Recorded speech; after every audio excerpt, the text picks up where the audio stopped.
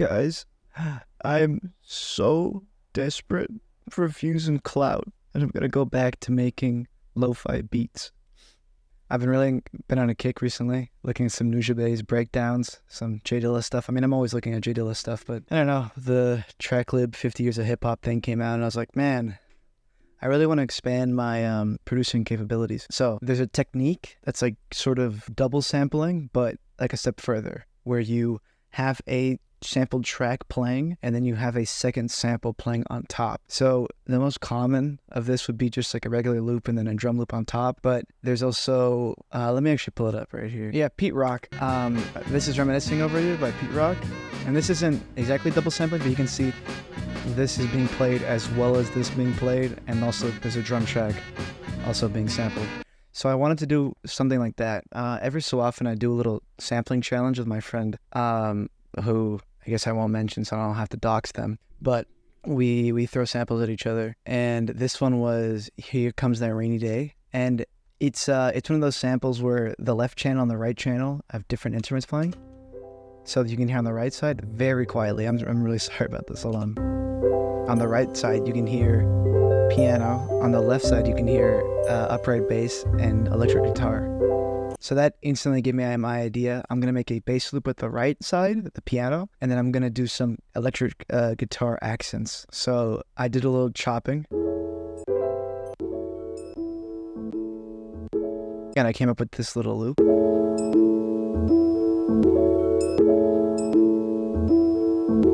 You can hear that clicking. It doesn't really matter that much because when there's drums playing on top, you don't really notice it. But if you want to get rid of the clicking, you open up an Edison. You click this little magnet, zero crossing. And this way, it'll always go in between the waveforms, and that way there will be no clicking. But I wasn't smart enough to do that. This little loop here, the whole thing's pitched down 300 cents. In terms of effects, I have EQ just to boost the mids and lower everything else. I have slow-mo for later. This is a free plugin made by Initial. I don't pay for plugins. And I have a little bit of sound goodizer because it's very quiet. It's set to mono, and if you want to isolate a channel, you pan it in a direction, and then you go here to the EQ thing. Right under here, there's a little knob. You just put that all the way to the right. That makes it mono. So if I take it off, and then I take this off, then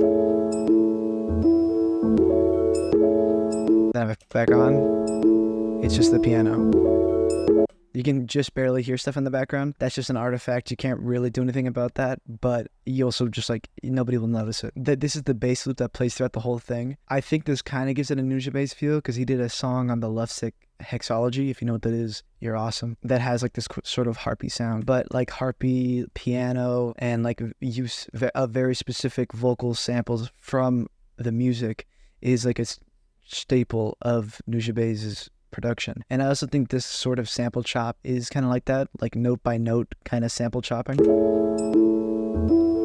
And also that little triangle just gives it like a really like light feeling, especially how it's chopped around also gives it just a little bit of like the ominous sort of feeling.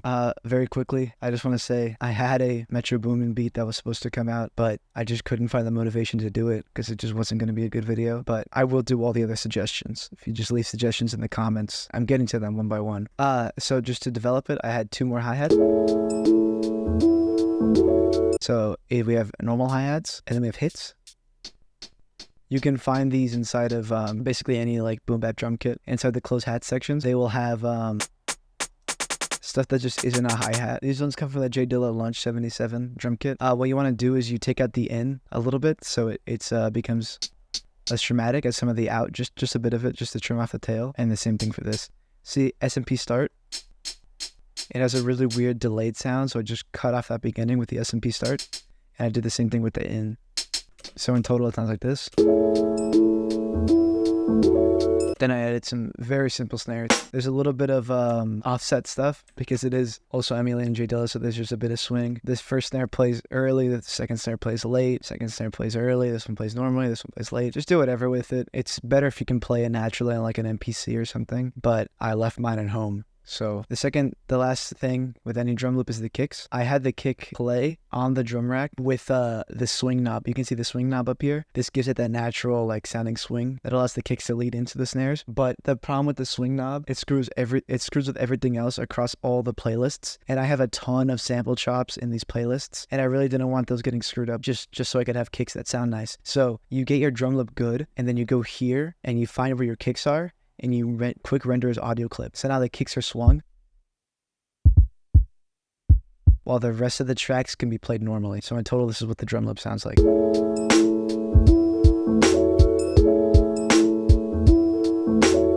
You want the kicks to be a little light. I boosted the lows a little bit just so they come through on the lower end and fill up that area. But I really wanted like a light, airy feeling for the whole beat, so nothing too heavy. The heaviest thing is the snare. Then I went to go create some accents. So I got rid of the whole. Am I using the left? Yeah, I got rid of the right channel, and I'm just using the left channel, and I just did some sample chop.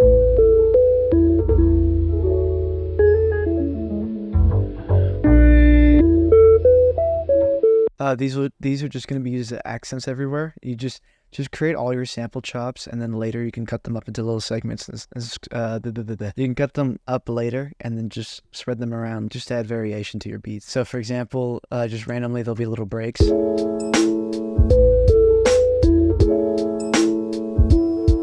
Make sure that if you're pitching your sample and you're doing with this technique, the sample chops are also the same pitch, so they can just move seamlessly between each other. So when you're doing these audio clips, you're able to pan the audio and then put it to mono. But when you're doing them in sample chops and Slice X, you can't do that without rendering the audio clip separately. And if you don't want to do that, here's what you do. You grab your sample, you find whatever section you want to isolate. So let's say I want that bass in the left ear. You go to this little wrench tool, go all the way down, left channel to mono. That basically just takes the left channel and gets rid of the right channel as much as possible. Well, it mutes the right channel. That's what I meant to say. Then you import that into Slice X and do whatever sample chops you want to do. To add some more variation, I pulled some, like the song has singing in it too, and I don't want to just leave that out.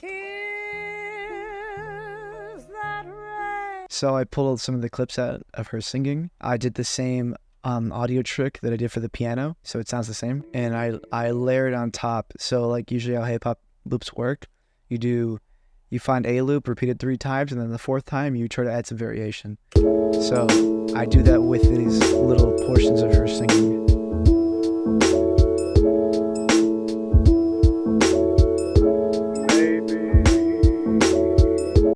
I recommend if your stuff is really low, you normalize everything. But since I already boosted all the audio, I'm not going to normalize it. In terms of effects, just a little bit of EQ to give it this little band pass so it doesn't interfere with the piano too much. I also reverse the polarity, but I don't think that does anything. To add another element of variation, there's a section in this song where I add slow-mo.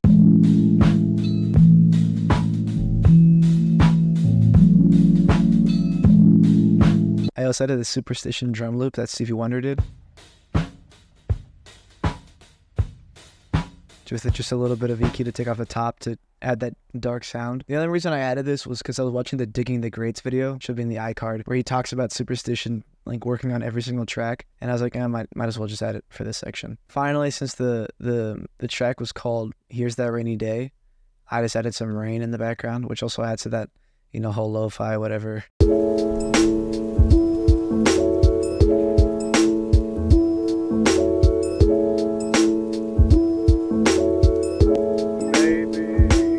It's really low in the mix, you can see. I added just a ton of reverb, and I just cut off the low end.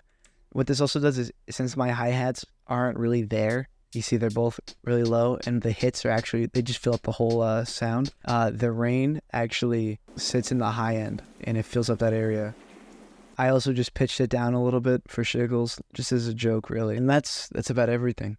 So I'll play the full beat now.